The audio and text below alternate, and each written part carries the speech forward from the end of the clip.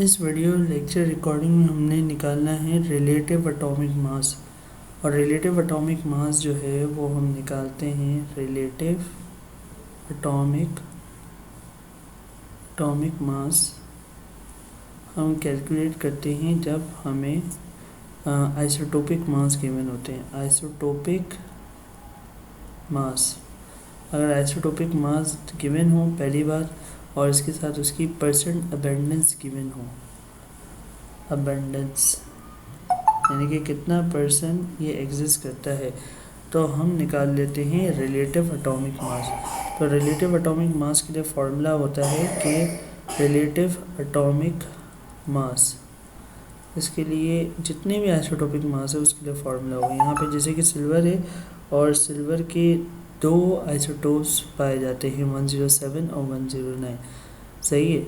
अगर मुझे इसके परसेंट अबेंडेंस गिवन हो तो मैं सिल्वर का रिलेटिव एटॉमिक मास मालूम कर सकता हूँ, सही है। तो यानी कि सिल्वर 107 का रिलेटिव एटॉमिक मास होता है 10, देखो यहाँ पे दिया हुआ भी है टेबल में, सही है। इसका रिलेटिव एटॉमिक मास है 106.90509। मैं इसको इसकी परसेंट अबेंडेंस से मल्टीप्लाई कर दूंगा 51.84 प्लस ये काम प्लस करके मैं दूसरे आइसोटोप्स के लिए करूँगा। दूसरा आइसोटोप है 108.90476 और इसकी परसेंट अबेंडेंस है 48.16। और क्योंकि फॉर्मूले के अकॉर्डिंग मैं दोनों को डिवाइड करूँगा 100 से, अगर तीसरा आइसोटोप होता तो उसको भी प्लस करके आप लिख देते। अब सिंपली है, इनको मल्टीप्लाई करते हैं दोनों को 106.905 और 09, सही है। इसको मैं मल्टीप्लाई कर रहा हूँ किसके साथ, 51.84 के साथ। तो मेरे पास आंसर कुछ आ रहा है, वो क्या आ रहा है 5541.95 प्लस कर रहा हूँ वापस 108.90476 मल्टीप्लाई कर रहा हूँ उसको 48.16 के साथ। तो मेरे पास अब जो आंसर आ रहा है वो आ रहा है 5244.85, सही है।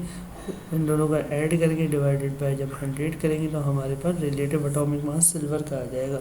तो यहाँ पे है 5541.95 प्लस 555,